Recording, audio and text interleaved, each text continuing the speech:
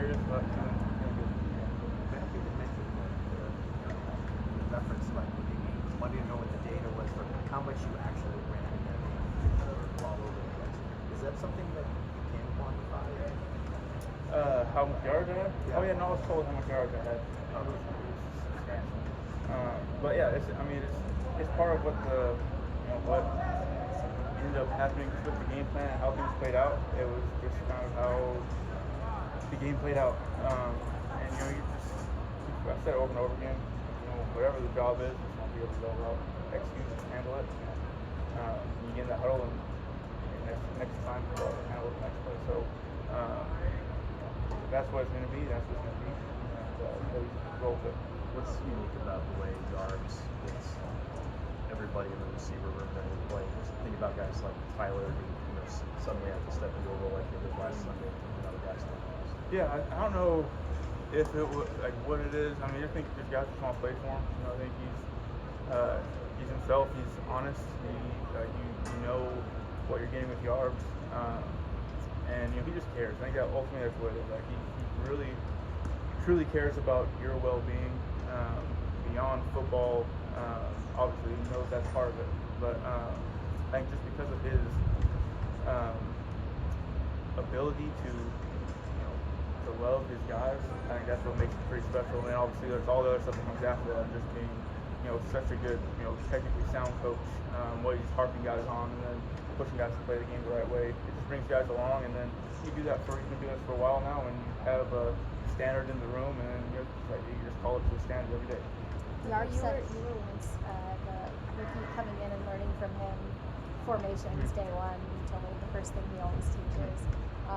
What is it like for you to watch him getting those details, and then for you to refresh them really every year with him getting those details with new players, whether they're a veteran new player or a rookie? Yeah, no, it is. It's cool. I mean, he was the guy that came and put me through a workout when I was going through the draft process as well. So it's like I've from as early as he could possibly be, I've known Yarbs and his energy, and it's cool seeing he hasn't lost any of it at all. It's the same guy that he was 8 years ago, and those guys are getting the same guy, the same vigor, the same intensity that I was getting as a coach back in my rookie year. Yarbs said that he's been telling everyone that this is the Cooper Kupp revenge tour. Does it feel like that to you? No, I mean, I know you've been saying that. I understand what he's saying. I appreciate that. That's not been my mindset. It's not been about that's not how my mindset's been. It's just been about preparing myself when I can do my job. I feel like I didn't do a good enough job of that last year, and this year I want to make sure I put myself in a position to do it. You've been a mentor to a lot of guys in that room, looks like that, but why was that so important to you, not just with Kupp, but some of the other guys?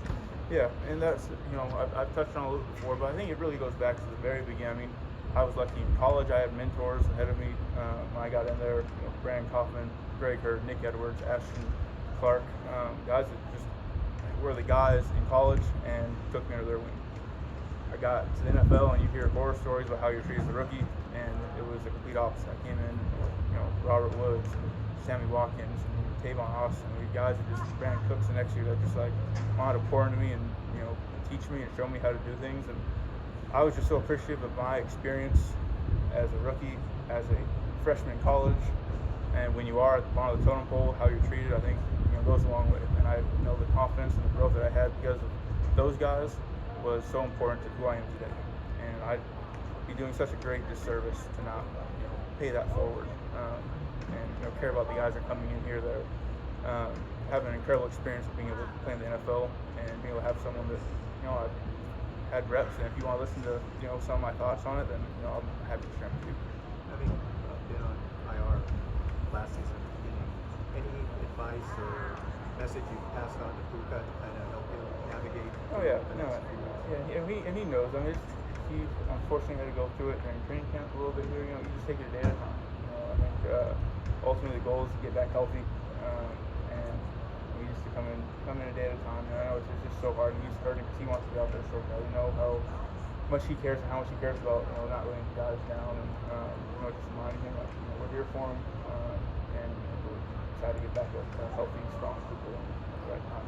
Cooper, you're entering your 8th season in the NFL.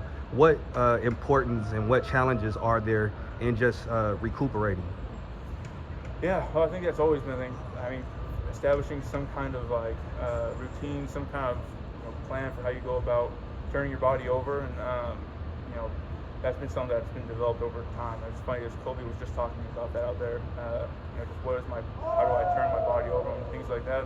You have to have a plan. Everyone's different. Some guys are in the cold tub, some guys sauna, some guys are body work, stretching, whatever it is. You just kind of find what works for you. I don't know if there's one thing that like works for everyone, but find that one thing and just stick to it. Couple more guys. You're putting motion good on the Sunday. Is that part of the offense that you enjoy, and what kind of information can you kind of take from that? Yeah, that is it is a big part of our, obviously it was a big part of the game plan, and yeah, I can't tell you all the things, but I do enjoy it. I do enjoy doing the pre-snap motion. It does, it does help kind of give you some tips and tells and things like that. But it's fun. It's fun, and then it's exhausting. But it's more fun than it's exhausting. So. Cooper, you play with tremendous poise and peace. Where does that come from? I don't know. I think I think having the right guys that show me how to prepare. You go about the week and you just do the right things and put yourself in a position to go out there and play. That's all you can do at the end of the day. I feel confident when I step on the field that I've done everything I possibly can to prepare myself for this moment. Now I just gotta let it go, right? If anything falls short, if I mess up on anything or play doesn't work out if I want to, I know I've done everything I possibly can to make that work. Sometimes things aren't going to go my way. The guy on the other side of the ball gets paid to do his job as well, and you're going to win some, you're going to lose some, and I like to think that my preparation puts me in a advantageous spot, but allows me to play free in that regard.